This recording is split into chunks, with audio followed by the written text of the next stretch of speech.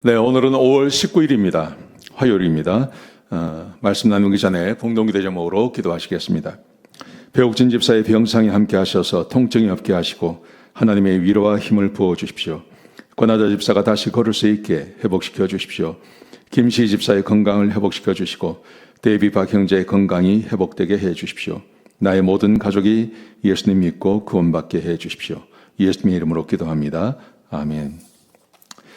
오늘 본문의 말씀은 고린도전서 5장 1절에서 13절까지 말씀입니다. 교회의 자정 능력이라는 제목입니다. 세상에서 그런 말을 하는 사람들이 많습니다. 교회를 개혁해야 된다, 개혁해야 된다. 그런 말을 합니다. 그리고 세상이 개혁되어질 때 우리 교회도 개혁하자, 이런 말을 합니다. 여러분, 교회를 개혁하는 것, 교회의 자정 능력이 뭘까요? 교회 개혁 그러면 구조를 바꾼다든지 아니면 정치 체제를 좀 바꾼다든지 이런 걸 우리는 생각합니다. 여러분, 그런데 하나님께서 말씀하시는 교회의 개혁, 하나님께서 말씀하시는 교회가 좀 더 깨끗해지는 것, 그건 뭘 말하는 걸까요? 그것은 우리 안에 있는 죄악을 스스로 깨끗하게 하는 것입니다. 우리 교인 한 사람 한 사람이 범죄하고 죄를 짓지 않는 것, 그게 교회의 개혁인 것입니다. 형태를 바꾸는 게 아닙니다. 자, 어떤 말씀인지 같이 한번 보시겠습니다. 오늘 5장에 보시면 새로운 문제가 나옵니다. 1장부터 4장까지는 교회가 편이 갈라지는 것을 이야기했습니다. 그런데 5장에서는 교회의 음행의 문제를 이야기하고 있습니다. 자, 1절에 보시면 이방인에게도 없는 음행이 지금 고린도 교회 안에 있다, 이렇게 말합니다. 그것은 다름 아니라 아버지의 아내를 취하는 자가 있다. 친어머니는 아니겠죠. 친어머니는 아니고 아마도 이런 문제가 있었던 것 같습니다. 자, 그러자 이제 이런 것도 문제지만 더 큰 문제는 2절에 보시면 그러나 너희는 교만하여져서 통한이 여기지 않고 이를 행한 자를 교회에서 쫓아내지 않았다, 이렇게 말하는 거예요. 어머니의 아내, 새어머니든지 첩이든지 그런 사람과 그렇게 간음한 사람을, 그런 문제가 알려졌습니다. 교회 안에 문제가 터졌습니다. 그런데 교회 안에 사람들이 교만해서 통한이 여기지 아니하고 그것을 죄로 생각하지 아니하고 그 일을 행한 자를 교회에서 치리하지 않고 내버려뒀다는 겁니다. 이런 문제가 있었다는 거죠. 그러자 사도 바울이 이렇게 말합니다. 내가 지금 이곳에서 멀리 떨어져 있지만 내가 지금 이곳에서 그 사람을 이미 심판했다. 이미 심판했다. 그러면서 이렇게 말을 합니다. 사탄에게 내어주었다. 사탄에게 내어준 이유는 그의 육은 망하게 하고 그의 영을 살리기 위해서. 여러분, 이게 구원받았다는 말이 아닙니다. 구원받았다는 말이 아니라 그의 영혼을 구원하기 위함이다, 이게 아니라 혹 육신의 고난을 당해서 혹시 회개하고 돌아오지 않을까 해서 사탄에게 그를 내어주었다, 그렇게 말을 하는 것이죠. 이게 고린도 교회의 문제입니다. 고린도 교회는 단순히 행음했다는 게 아니라 세상에서는 아마 그 고린도 지방에서는 그런 일이 많았던 것 같아요. 그러자 그 문제가 교회 안에 들어왔으면 그것에 대해서 반드시 하나님의 말씀대로 치리해야 되는데 그 치리를 하지 않는 겁니다. 교만하여져서 별거 아니야, 이렇게 생각한다는 겁니다. 그리고 이 문제를 덮어버리는 거예요. 이게 왜 문제가 되냐 하면 6절부터 이렇게 말합니다.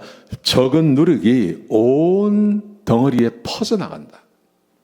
그것을, 그 죄를 다루지 아니하면 그것 때문에 교회 안에 다른 것이 문제가 생길 수 있죠. 그래서 누룩의 비유를 듭니다. 누룩 하나가 들어와서 온 덩어리에 퍼져서 그게 문제가 되지 않느냐. 이 사람을 그냥 내버려두면 그것을 해도 괜찮다고 하는 사인을 교회 교인들에게 다 주게 되고 그러면 교인들이 범죄하고 죄를 짓게 된다. 사도 바울이 지금 이 말을 하는 거죠. 자, 그러면서 이렇게 말을 합니다. 사도 바울이 교회가 스스로 이 문제를 해결해야 된다는 거예요.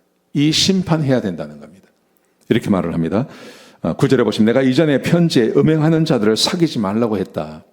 근데 그 말은 세상에 나가서 음행하는 사람들, 죄 짓는 사람들, 범죄하는 사람들과 사귀지 말라는 말이 아니다. 그것은 만약에 그렇게 하면 우리가 세상에서 나가야 된다. 다만 우리가 해야 할 일은 교회 안에 형제 중에 만약 음행하고 우상숭배하고 탐욕스럽고 모욕하고 술 취하고 속이는 자가 있다면 이것에 대해서는 반드시 심판해야 된다는 거예요. 교회가 스스로 그 사람들을 교회로부터 쫓아내야 된다는 거예요. 만약에 그 일을 하지 않으면 그게 교회 안에 다 퍼져나간다는 겁니다. 그래서 교회 전체가 죄를 짓게 된다는 겁니다. 그럼 우리가 요한계시록을 보면서 거기에 스마나 교회와 빌라델피아 교회 두 교회 빼놓고 나머지 5교회는 전부 죄를 짓지 않습니까? 그래서 구원받은 사람이 거의 없는 교회가 되어버렸죠. 근데 왜 그렇게 되었을까요? 왜 에베소 교회가 더 이상 예수님을 사랑하지 않는 교회가 되었을까요? 두아디라 교회에 왜 이세벨 같은 여자를 두었을까요? 라오디게아 교회, 나는 부자라 조금도 부정함이 없다. 왜 그렇게 되었을까요? 그것은 다름 아니라 그런 사람들이 하나 둘 생겼을 때 교회가 내버려 둔 겁니다. 그냥 방치한 겁니다. 그랬더니 그게 누룩이 되어서 누룩이 빵 전체에 퍼지듯이 그렇게 퍼져갔다고 말하는 거예요. 그러면서 마지막에 12절 13절에 보시면 교회 밖의 사람들이 죄를 짓는 것에 대해서는 하나님이 심판하는데 교회 안에 죄를 짓는 형제에 대해서는 교회가 스스로 그 일에 대해서 죄를 지적하고 쫓아내야 된다. 이렇게 말합니다. 지금은 이런 일을 잘 하지 않습니다. 지금은 이런 일을 잘 하지 않지만 우리 한국교회 같은 경우도 초대교회, 우리 한국교회의 초기 교회에서는 교회 안에 치리가 있었습니다. 지금은 치리가 없죠. 치리해도 아무 상관없습니다. 우리가 여기서 치리하면 다른 교회 가버리면 그만이니까요. 그러니까 치리를 하지 않는 겁니다. 그게 교회를 병들게 만든다. 그래서 교회의 자정 능력이라는 것은 교회를 개혁하고 자정한다는 것은요, 뭐 구조를 바꾸고 이런 거 아닙니다. 그런 게 아니라 범죄하고 죄를 짓는 사람을 죄 짓지 못하게 하는 겁니다. 이게 죄라고 이야기하는 겁니다. 죄인 것을 알게 하는 것입니다. 그리고 거기에 대해서 부끄럽게 생각하게 하는 것. 그게 교회의 자정 능력임을 기억하시기 바랍니다. 기도하시겠습니다. 아버지 하나님 함께 하셔서 감사합니다. 아버지 하나님 교회가 깨끗하고 우리가 자정 능력을 가지고 범죄하고 죄 짓지 못하게 만들고 죄를 이야기하고 무엇이 죄인지를 알게 하는 것. 그게 교회가 해야 할 일입니다. 아버지 하나님 우리 교회가 그런 교회가 될 수 있도록 축복하여 주옵소서. 오늘 하루 복되게 하여 주시옵소서. 감사합니다. 예수님의 귀하신 이름으로 간절히 기도드렸습니다. 아멘.